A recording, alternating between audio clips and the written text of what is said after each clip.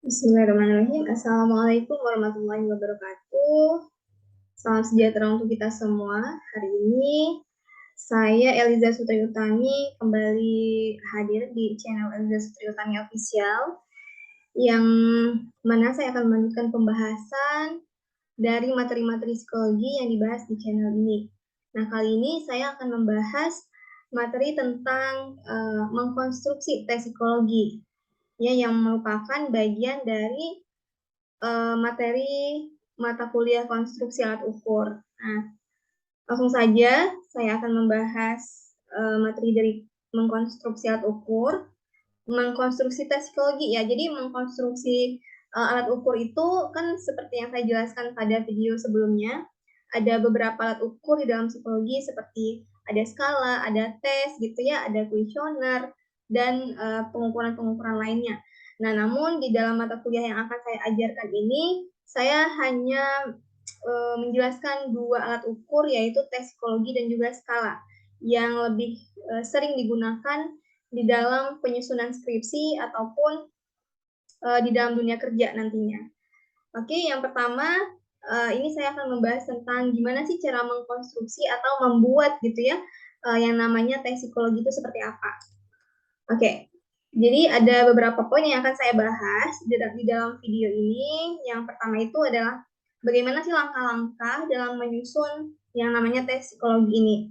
Kemudian yang kedua, bagaimana sih menentukan konstruk yang akan diukur di dalam tes ini. Kemudian apa sih itu konstruk, kemudian apa sih itu aspek, dan kemudian penjelasan mengenai indikator. Oke, yang pertama itu adalah tentang langkah-langkah penyusunan tes psikologi, yang biasanya itu sering kita dengar dengan istilah psikotes. Nah, itu tes psikologi. Jadi di sini saya memperlihatkan ya ada beberapa langkah yang bisa dilaksanakan atau dilakukan. Yang pertama itu adalah identifikasi tujuan ukur. Jadi kita harus menentukan dulu ini konstruk apa sih yang akan diukur. Misalnya di dalam tes psikologi itu bisa mengetes minat bakat, bisa mengetes IQ atau konsentrasi ya, seperti yang akan saya tugaskan nanti. Itu ada yang membuat tes konsentrasi atau tes memori gitu ya, dan termasuk tes ketelitian dan lain-lain. Masih banyak aspek-aspek psikologis yang bisa dijadikan konstruk ukur atau hal yang diukur. Nah, jadi yang pertama itu identifikasi dulu kita tuh tujuannya mengukur apa gitu. Nah, setelah tahu, kemudian untuk tahu untuk menentukan apa sih tujuan ukur kita harus menetapkan juga konstruk atau apa sih yang mau diukur itu konstruk ya. Jadi sesuatu yang akan diukur itu adalah konstruk. Nanti ada penjelasan lebih lanjut mengenai konstruk. Nah, dan beserta dengan teorinya, misalnya tentang konsentrasi tadi. Nah, apa sih teorinya? Itu harus ditelusuri dulu di awal sebelum mau bikin yang namanya alat tes psikologi. Kemudian yang kedua itu menentukan atribut atau variabel. Nah, ini merupakan bagian dari ini. Tapi nggak selalu ada ya atribut variabel ini, bisa saja dia itu udah sama dengan konstruk gitu.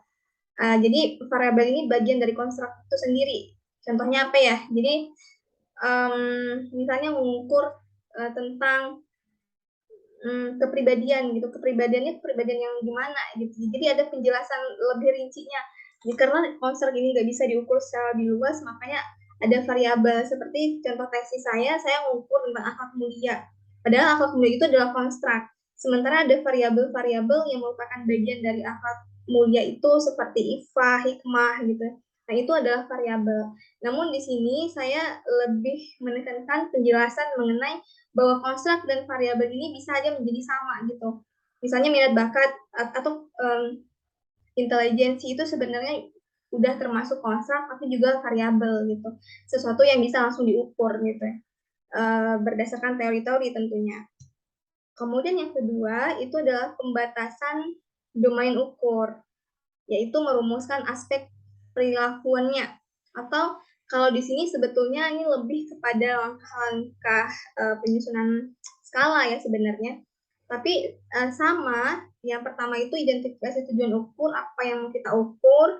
Yang kedua itu tentukan batasan ukurnya. Itu maksudnya ini dasarnya teori. Jadi kalian bisa mencari teori, misalnya mau meneliti atau membuat sebuah tes psikologi tentang konsentrasi. Carilah teorinya, apa definisi teoritisnya ya, kemudian apa sih aspek-aspek dari si konsentrasi itu. Karena membuat suatu pengukuran itu dasarnya pasti teori. Nggak bisa kita mau mengukur konsentrasi, bikin-bikin aja, nggak ada dasarnya, itu nggak bisa. Jadi ada dasar teoritisnya. Dan dasar dari teoritis itu ada dari definisi, kemudian ada aspek-aspeknya yang nanti akan diturunkan menjadi indikator. Nah, ini selanjutnya ya, operasionalkan aspek. Jadi operasionalisasi aspek ini nanti ada indikator. Ini dari penjelasan si aspek dari teori. Kamu mau pakai teori apa gitu. Jadi teori itu banyak sekali, misalnya teori tentang konsentrasi aja itu bisa disampaikan atau dipaparkan oleh beberapa tokoh atau beberapa ahli. Nah, kita harus bisa memilah-milah teori mana yang akan kita gunakan. Jadi sebetulnya beda-beda tokoh itu tujuannya sama sebenarnya dalam menjelaskan sebuah teori, tapi kita harus mencari teori yang paling relevan dengan apa yang akan kita ukur. Misalnya kita mau menggunakan tes yang akan kita buat itu kepada anak-anak misalnya. Nah, kalau ada tokoh yang menjelaskan konsentrasi pada anak, itu lebih cocok digunakan dibandingkan tokoh yang mengungkapkan teori konsentrasi secara umum. Nah, jadi kita harus bisa untuk memilah-milah teori mana yang lebih cocok dengan yang akan kita gunakan seperti itu. Nah, dari teori menentukan konstruknya apa, kemudian merumuskan teorinya ya sampai definisi sampai aspek, kemudian dari sana kita bisa menentukan indikator. Nah, nanti akan saya jelaskan bagaimana contohnya yang dituangkan dalam bentuk blueprint. Nah, kemudian terakhir itu adalah review item. Kalau di sini review item ini mungkin bisa ini untuk skala ya, karena skala itu kan ada item-itemnya. Nah, tapi dalam konteks tes psikologi, ini item ini bisa berupa alat. Jadi mereview apakah alat yang dibikin itu sudah sesuai apa tidak. Itu contohnya untuk mengukur konsentrasi tadi ya, misalnya itemnya berupa kartu-kartu gitu. Yang kartu-kartu itu ada angka-angka contohnya. Nah, jadi nanti di review itu angka-angkanya apakah cocok digunakan seperti itu, apakah itu bisa mengoperasionalkan atau mewakili indikator-indikator dari teori itu. Nah, saya rasa paham ya. Jadi ini nanti kita bahas di minggu depan sebenarnya yang bagian item ini. Hari ini sampai indikator saja. Oke, selanjutnya adalah menentukan konstruk ukur tes. Nah, sebagaimana sudah saya singgung tadi sedikit ya, jadi hal pertama yang harus dilakukan untuk menyusun sebuah yang namanya tes psikologi itu adalah menentukan konstruk ukur tes. Atau apa sih yang mau diukur gitu. Nah, ya, identifikasi tujuan ukur, definisi, dan teori. Nah, definisi ini sebenarnya udah teori. Nah, peneliti menentukan tujuan pengukuran, mengukur apa, mengukur konsentrasi. Tapi di sini saya udah kasih tugas, sudah saya kasih temanya. Tapi maksudnya dalam konteks yang lain, kalau mau bikin alat tes psikologi itu, si penelitinya harus menentukan dulu, ini mau mengukur apa, mau bikin pengetesan apa gitu. Nah, kemudian yang kedua itu mencari teori yang tepat tentang hal yang ingin diukur. Nah, konstruk itu adalah hal yang akan kita ukur. Misalnya mengukur konsentrasi itu adalah konstruk. Ya, jadi konsentrasi itu konstruk. Mau IQ itu konstruk, mau minat bakat itu konstruk. Jadi apa yang kita ukur itu adalah konstruk. Kemudian kita cari apa sih definisi dari konstruk yang akan kita ukur berdasarkan teori, ya. Teori siapa yang mau dipakai? Jadi dia harus sesuai grand teorinya. Kalau pakai definisinya menurut si A, maka aspek yang akan kita jelaskan itu juga merupakan aspek yang diungkapkan oleh si A. Jadi nggak bisa, definisinya menurut si B, aspek yang kita gunakan menurut si C, itu nggak bisa. Jadi yang namanya grand teori, itu dari definisi sampai aspek, sampai faktor, dan lain-lain seterusnya, itu dari satu tokoh yang mengungkapkan itu. Nah, itu grand teori. Jadi, carilah grand teori yang akan digunakan, ya, mengenai konstruk yang akan diteliti ini, yang akan dibuat alat tesnya. Kemudian yang kedua, dimensi-dimensi konstruk dan teori yang sama beserta definisinya. Jadi carilah definisi tadi ya, kemudian setelah itu dimensi. Dimensi ini sebenarnya sama dengan aspek. Nah, dalam beberapa konstruk itu dia menggunakan bahasanya dimensi. Nah, dalam bahasa lain itu aspek. Sebetulnya sama, aspek sama dimensi ini adalah ciri atau tanda-tanda dari misalnya konsentrasi. Dimensinya apa? Bisa kita artikan sebagai contoh-contoh atau tanda-tanda orang yang berkonsentrasi itu seperti apa. Nah, itu yang dimaksud dengan dimensi atau aspek, ciri-cirinya gitu ya. Nah, itu menurut tokoh yang menjelaskan definisinya, itu dicari satu tokoh yang menjelaskan itu. Oke. Kemudian, ini penjelasan mengenai konstruk. Konstruk itu adalah konsep psikologi yang menjelaskan konsep itu sendiri. Dalam psikologi, konstruk itu dapat bermacam-macam. Contohnya, efficacy, komitmen organisasi, dan sebagainya, seperti yang saya jelaskan tadi. Secara umum, konstruk juga disebut dengan definisi. Konstruk dapat diartikan sebagai konsep yang telah dibatasi pengertiannya, unsur, ciri, dan sifatnya, sehingga dapat diamati dan diukur. Jadi terbatas ya, definisinya itu, pengertiannya itu terbatas. Jadi kalau definisi mengenai minat itu tidak bisa menjelaskan tentang bakat juga. Jadi minat itu apa? Nah, jadi benar-benar menjelaskan tentang konstruk itu, tidak menjelaskan yang di luar dari itu gitu. Jadi makanya konstruk itu juga disebut sebagai definisi. Tapi kita lebih sering mengatakannya atau menyebutnya sebagai konstruk sebetulnya. Nah, kemudian kecerdasan ini adalah konsep. Nah, tetapi setelah pengertiannya dibatasi secara khusus, sehingga dapat diamati, dan kecerdasan berubah menjadi konstruk. Maksudnya, apa sih yang mau diukur dari kecerdasan itu? Nah, itu maksudnya konsep yang dibatasi itu seperti itu. Jadi menspesifikkan dari apa yang akan diukur dari sebuah konstruk. Dengan kata lain, konstruk adalah konsep yang dapat diamati dan diukur. Apa sih bagian dari konstruk yang bisa kita lihat, apa yang bisa kita amati, apa yang bisa kita ukur. Contohnya konsentrasi tadi ya, saya mengambil contoh konsentrasi, itu adalah sebuah konsep. Dan ketika kita akan mengukur yang namanya konsentrasi, itu harus kita batasi. Konsentrasi seperti apa yang akan kita ukur. Nah, itu dasarnya adalah teori dan juga definisi tadi yang diturunkan melalui aspek dan indikator. Mungkin bisa dilakukan dengan mengingat misalnya konsentrasi ya, mengingat angka-angka yang ada di kartu yang diperlihatkan dalam beberapa detik, kemudian disuruh menyebutkan. Nah, jadi itu tergantung dari bagaimana teori yang digunakan. Nah, itu contoh saja. Jadi teori itu diturunkan menjadi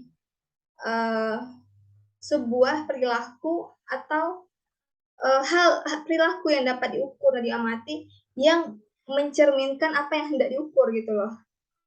Paham nggak ya maksudnya? Jadi misalnya mengukur konsentrasi tadi, apa sih perilakunya yang bisa diukur untuk mencerminkan konsentrasi seorang tadi? Seperti dia menghafal nomor misalnya ya, di kartu dalam beberapa detik, kemudian disuruh menjelaskan lagi, menyebutkan lagi. Itu kan sudah mengukur konsentrasi dia, apakah dia konsentrasi apa enggak. Jadi ada perilaku spesifik yang bisa kita lihat, yaitu mencerminkan atau mengukur posisi konsentrasi tadi, seperti itu. Nah, jadi intinya konstruk itu adalah konsep yang akan kita ukur gitu, apa. Dan dalam psikologi, segala aspek psikologi itu adalah sebuah konsep atau konstruk psikologi. Nah, pendefinisian konstruk harus dilakukan secara hati-hati. Hal ini karena tidak ada definisi tunggal dari konstruk psikologi. Suatu konstruk bisa jadi memiliki lebih dari satu definisi yang berbeda dari beberapa teori yang ada, seperti yang saya jelaskan tadi. Sehingga harus dilakukan pemilihan teori yang nantinya akan mendasari penyusunan alat ukur. Nah, jadi yang menyatakan tentang konsentrasi pun ada banyak tokoh. Jadi nanti bisa dipilah-pilah ya teori mana yang paling sesuai gitu. Kemudian sebagai contoh definisi tentang intelijensi. Tidak ada definisi tunggal tentang intelijensi. Ada beberapa teori intelijensi yang memiliki makna yang berbeda antara satu dengan lainnya. Sehingga apabila akan melakukan pengukuran terhadap konstruksi intelijensi, maka harus ditentukan terlebih dahulu dasar teori intelijensi mana yang akan dipergunakan. Nah, karena bisa saja menggunakan teori berbeda, nanti alat yang dihasilkan itu juga berbeda gitu. Jadi kita harus tentukan yang mana yang paling cocok dengan apa yang hendak kita ukur gitu ya. Di mana alat tes itu akan diberikan, itu juga menjadi pertimbangan. Kemudian pemilihan teori sebaiknya didasarkan atas tujuan dari pengukuran serta kelengkapan teori. Nah, kadang ada tokoh yang hanya mengungkapkan tentang definisi, tapi dia nggak nyebutin tentang aspek-aspeknya. Nah, itu nggak bisa kita pakai gitu ya. Jadi carilah teori yang diungkapkan, dipaparkan oleh seorang tokoh yang dia tuh lengkap dalam menjelaskan teorinya gitu. Nah, jadi kelengkapannya juga menjadi pertimbangan. Dan didasarkan atas tujuan, seperti yang saya jelaskan tadi. Tujuannya mau apa gitu. Kelengkapan teori yang dimaksud di sini adalah kejelasan definisi, konstruk secara spesifik, dan adanya dimensi-dimensi dalam konstruk tersebut ya. Kemudian aspek. Nah, aspek itu adalah penjabaran konstruk ukur yang lebih operasional. Sebelumnya dijabarkan lagi menjadi indikator-indikator perilaku yang lebih operasional. Kebanyakan peneliti menamakan penjabaran ini sebagai aspek. Misalnya, Bettencourt dan Lopez ketika mengembangkan pengukuran tentang akulturasi mengawali dengan menjabarkan teori menjadi behavioral aspect of acculturation. Aspeknya adalah food preference. Nah, ini semuanya ini adalah aspeknya ya. Friendship patterns and language usage. Aspek-aspek inilah yang kemudian dijabarkan menjadi indikator atau item dalam skala. Nah, ini kalau skala konteksnya. Jadi, sebetulnya aspek ini adalah udah dijelaskan oleh si yang pemilik teori biasanya ya. Jadi, habis dijelasinnya tentang definisinya, itu dia biasanya juga harusnya menjelaskan tentang aspek-aspeknya juga. Nah, kalau indikator ini kita jabarkan dari aspek yang dipaparkan gitu ya. Dan biasanya aspek ini adalah operasional atau penjabaran dari si definisi itu sendiri. Nah, jadi harus saling berkaitan ya antara definisi aspek, nggak mungkin berbeda penjelasannya. Nah, seperti itu. Nah, ini bisa kita lihat bagaimana langkah-langkah. Yang pertama dari konstruk yang mau diukur ya, misalnya konsentrasi. Kemudian si tokoh itu menjelaskan ada 3 dimensi. Contohnya ini nggak selalu 3, bisa aja 4, bisa 2, bahkan bisa lebih dari 5. Nah, jadi dimensi ini atau aspek, jadi dimensi itu nggak selalu dimensi bahasa yang teorinya ya, bisa saja aspek. Nah, jadi ini bisa kita ungkapkan, kita turunkan sampai ke indikator. Misalnya dimensi pertama ada 2 indikator yang bisa kita buat. Ini kita buat sendiri nih kalau indikator. Kita buat berdasarkan teorinya. Jadi nggak bikin-bikin ya, ada dasar teorinya. Jadi makanya teori itu harus duduk dulu teorinya, mau dipakai yang mana. Biar nggak salah pula menentukan indikatornya. Nah, jadi konstruk itu dioperasionalkan menjadi dimensi-dimensi yang biasanya ini udah disampaikan oleh si tokoh. Nah, yang bagian bawah indikator ini kita yang cari sendiri, kita yang menentukan sendiri berdasarkan aspek apa sih definisi dari aspek-aspek ini. Apa sih penjelasannya? Nah, dari penjelasan itu kita bikin indikator. Nanti akan saya kasih contohnya. Kemudian indikator, saya tutupnya dulu. Kemudian selanjutnya indikator ya. Tadi udah menjelaskan aspek, kemudian indikator. Nah, caranya membuat indikator itu buatlah tabel kisi-kisi atau blueprint. Ini nanti terakhir akan saya berikan contoh blueprint itu seperti apa. Kemudian spesifikasikan berdasarkan teori yang berisi konstruk, dimensi dari konstruk, dan indikator. Jadi ada 3 kolom, nanti ada kolom konstruk, ada kolom dimensi, dan kolom atau dimensi atau aspek, dan kolom indikator. Nah, indikator ini adalah operasionalisasi dari definisi menjadi definisi dimensi atau aspek ya. Jadi penjelasan dari aspek, seperti yang saya bilang tadi, menjadi tingkah laku yang dapat diamati. Jadi indikator ini nggak panjang-panjang biasanya. Udah lebih spesifik dari penjelasan aspek itu. Bila indikator tidak ada dalam teori, maka peneliti dapat membuat sendiri berdasarkan teori atau definisi dari dimensi. Nah, ini bisa. Tapi dalam tugas nanti nggak usah dibikin sendiri, tapi benar-benar berdasarkan teori gitu ya. Dan dimensi dapat lebih menjadi dari satu indikator. Satu dimensi dapat lebih dari satu indikator. Bisa 2, bisa 3. Kalau dalam contoh tadi kan ada 2. Tapi bisa aja lebih, nggak cuma 2. Dan antar dimensi dapat memiliki jumlah indikator yang berbeda. Misalnya dimensi 1 atau aspek 1 memiliki 3 indikator. Aspek 2 bisa aja 5 gitu. Aspek ketiga bisa aja 4 indikatornya. Jadi bisa beda-beda. Kemudian indikator, pada proses penyusunan alat ukur, semakin banyak indikator itu semakin bagus. Karena semakin mencerminkan apa yang hendak diukur. Nah, nanti saya contohkan ya blueprintnya, karena kalau belum lihat blueprintnya masih belum paham mungkin. Namun perlu lebih hati-hati dalam menyusun indikator untuk masing-masing dimensi, karena satu indikator bisa jadi tumpang tindih dengan indikator yang lain. Nah, ini memang seperti ini. Makanya harus hati-hati. Nanti jangan-jangan sama, maknanya sama. Jadi tumpang tindih. Sebagai contoh, ketika kita akan mengukur skala loyalitas, kita bisa menggunakan indikator kesetiaan. Namun indikator kesetiaan ini bisa jadi bukan hanya indikator loyalitas saja, tetapi bisa menjadi indikator konstruk lain seperti komitmen. Nah, komitmen juga mengukur loyalitas. Kesetiaan maksudnya. Jadi hati-hati menentukan indikator, jangan sampai malah mengukur konstruk yang lain gitu. Nah, ini adalah tugas yang saya berikan. Masing-masing kelompok mendapatkan satu konstruk psikologi ya di bawah ini. Jadi ada 3 kelompok kemarin yang dibikin.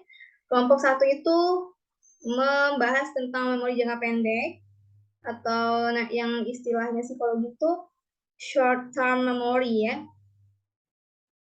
Kemudian kelompok 2 itu ketelitian, dan kelompok ketiga itu tentang atensi atau konsentrasi. Nah, silahkan cari teorinya, kemudian setelah dapat teori berupa definisi dan juga aspek atau dimensi, nanti buatlah blueprint. Blueprint itu berisi dimensi atau aspek dan indikator. Indikator yang dibikin oleh masing-masing kelompok gitu ya. Ini saya kasih contohnya, ini udah selesai materi kita. Saya perlihatkan dulu contoh blueprintnya.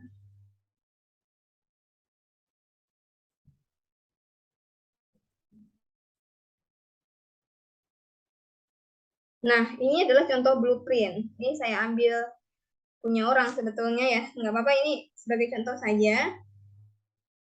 Jadi blueprint itu adalah berisi dimensi. Ini bisa dilihat ya, bisa di screenshot juga. Kita belum sampai item, sampai indikator aja. Sampai indikator aja, nanti item nanti minggu depan lagi. Jadi yang pertama, nomor ini ada berapa dimensi atau berapa aspek ya. Jadi jangan bingung, kok nggak ada dimensi, kok malah ada aspek di teorinya, atau malah ada ciri-cirinya, atau nggak ada bahasa dimensi, malah aspek, itu sama aja. Kita boleh pakai bahasa dimensi, aspek gitu. Kita ini beda-beda, berapa beda yang mau diukur. Misalnya kalau konsentrasi yang diukur, dia punya berapa dimensi, bisa 3, bisa 5. Nah, itu nomornya beda-beda juga. Jadi nggak sama. Nah, misalnya taruhlah dua dimensi ya, mengukur tentang konsentrasi misalnya. Nah, dimensi pertama apa? Dimensi kedua apa? Untuk menentukan indikator ini yang ada di sebelah ini, di sebelah tabel dari dimensi ini kita harus baca teori, mau nggak mau. nggak bisa tiba-tiba bisa nentuin indikator. Nah, contohnya gimana? Ini saya kasih lagi contoh laporan. Ini waktu saya menjadi kerja di kampus, asisten lab punya mahasiswa yang saya tampilkan. Nah, jadi ini dia misalnya menjelaskan tentang aspek konsentrasi ini menurut Slameto ya. Ada beberapa aspek. Contohnya yang pertama perhatian terpusat. Apa nih penjelasannya? Perhatian terpusat itu adalah perhatian terhadap objek yang akan dipelajari dan membuang hal-hal yang tidak diperlukan pada saat konsentrasi. Nah, berarti indikatornya apa? Yang pertama, indikatornya bisa kita bikin fokus atau perhatian terhadap objek yang akan dipelajari. Itu udah satu indikatornya. Kemudian yang kedua, membuang hal-hal yang tidak diperlukan pada saat konsentrasi. Dari sini kita bisa dapat dua indikator yang nanti bisa dijabarkan lagi menjadi item. Nah, kemudian selanjutnya dari sini aspek antusias dalam belajar. Gimana nih cara nentuin indikatornya? Kita baca dulu nih apa penjelasan dari antusias dalam belajar. Pengertiannya, antusias yang tinggi dalam belajar akan meningkatkan semangat berkonsentrasi untuk belajar. Antusias dapat membuat informasi baru dapat diterima mahasiswa. Nah, berarti ini bisa dibikin satu indikator. Antusias dalam belajar itu dapat menerima informasi baru. Nah, ini indikatornya dapat menerima informasi baru. Jadi kalau nggak dapat menerima informasi baru, bukan dia nggak konsentrasi seperti itu. Nanti dijabarkan lagi berupa item. Kemudian yang ketiga, contoh lagi ya, tenang dan kondusif. Lingkungan yang kondusif akan menimbulkan kenyamanan saat belajar, seperti suasana yang tidak ramai atau bising, pencahayaan yang kurang baik, itu mempengaruhi. Nah, berarti indikatornya itu lingkungan yang kondusif ini ruangan yang tidak bising, yang tidak ramai, pencahayaan yang baik. Nah, ini adalah indikatornya. Jadi penjelasan dari satu paragraf ini bisa diperoleh beberapa indikator. Nah, seperti itu. Saya rasa paham ya. Nanti bisa didiskusikan lagi di grup kelas, WA grup ya, kalau memang ini belum dipahami. Nah, dari sana tadi dari teori itu dimasukkan ke dalam tabel. Mana tabelnya tadi?